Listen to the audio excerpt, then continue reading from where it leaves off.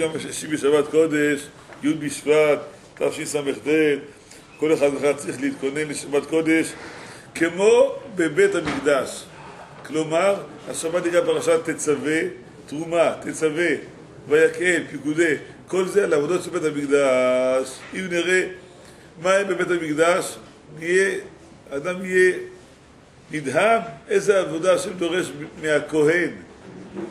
כהנים שנכנסו לעבודה בבית המקדש. ולפי הרמב"ם, אפילו כהן הדיוט, כהן רגיל. באמצע העבודה, וכן העיקר שתהיה בריא לחיים טובים, אומרים לו, לא עליכם, אבא שלו מת. אסור לו לצאת באמצע העבודה בבית המקדש. כרגיל עובד, מסיים את העבודה, והולך לאט לאט, אבל תראה מה קרה, הוא עונן, צריך להיות עבד.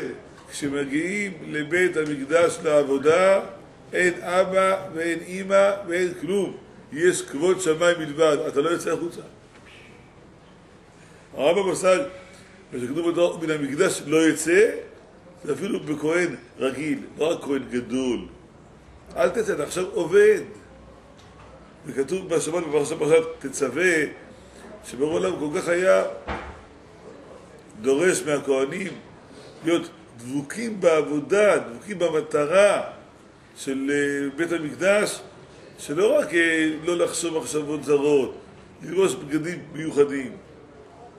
כשהעבודים האלה צריכים לעורר אותו, אפילו כהן גדול שהוא בדרגה גבוהה, שתמיד יחשוב רק על עבודת השם, על הקורבנות, על הכוונות, על בית המקדש, ואפילו שהוא כל כך שומר את עצמו, גם בלבוש, איך הוא צריך לשמור ולהיזהר.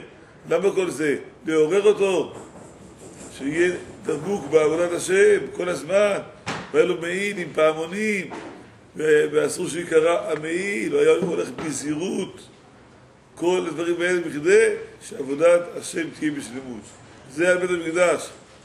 בעלי המוסר אומרים, שבת זה כמו בית המקדש. אתה בשבת, שבת זה חג של בורא עולם. כל החגים זה חגים שלנו. זכר ליציאת מצרים, פסח, שבועות, סוכות, ראש השנה, כיפור, זה גם בשבילנו. שבת זה יום של השם, שאומר לנו, בנה את היום הזה, אתם אצלי. מה יותר חזק? להיות אצל השם או להיות בבית המקדש? כתוב בספר דרך השם, אדם אם יהיה כל היום עם תפילין, כל היום כולו, הוא לא מגיע למעלה של שבת קודש. שבת קודש, ישי היקר, יותר במעלה מאדם שכל היום עם תפילין. אבל זה שבת, איזה כוונה, איזה עוצמה, איזה שביטה מוחלטת, איזה זהירות שלא יעשה חדד מהשבת.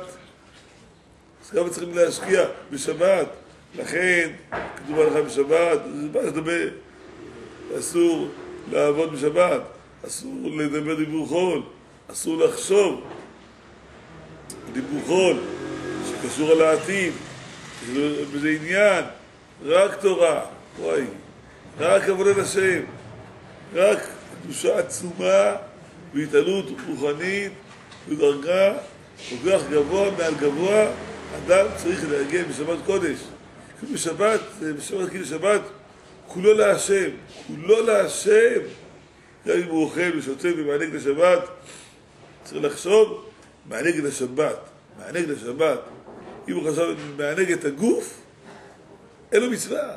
וואו! ואחרונים פלפלו, מה הדין הוא חשב? גם על הגוף וגם על השבת. מה הדין? אבל רק תראה עד כמה זה קדושת השבת. השבת נכנס בשעה 5:20 בשבת, אדם מקדים, הבית שלו כבר מוכן, בא ומזדרז, ומקבל את השבת, כמו חתן היוצא לקראת קלה, אז ההכנות האלה עושה רעש בשמיים. רואים על האדם איך הוא משתדל, איך הוא רוצה להגיע לדרגות כאלה גבוהות בעבודת השם יתברך, אז השבת רק תבוא לקראתו, ואז הוא ייהנה מהמתוקות של השבת. צריכים להרגיש בשבת, כמו שפרשת תרומה אמרנו, אתה תורם את היום הזה לכבוד השם, פרשת תצווה, איזה עבודה שהיה לכהנים, כך ציווה השם, שאומר, אתה בשבת, אורח שלי, מוזמן אצלי, אל תעשה לי שום סידורים, שום עבודות, שום עניינים, שום אירועים. אתה אצל השם. ככה להיות ישב בדד וידו בקנתה עליו, להיות בקשר עם השם יתברך, בכזה מחשבה, בכזה הכנה, בכזה דבקות.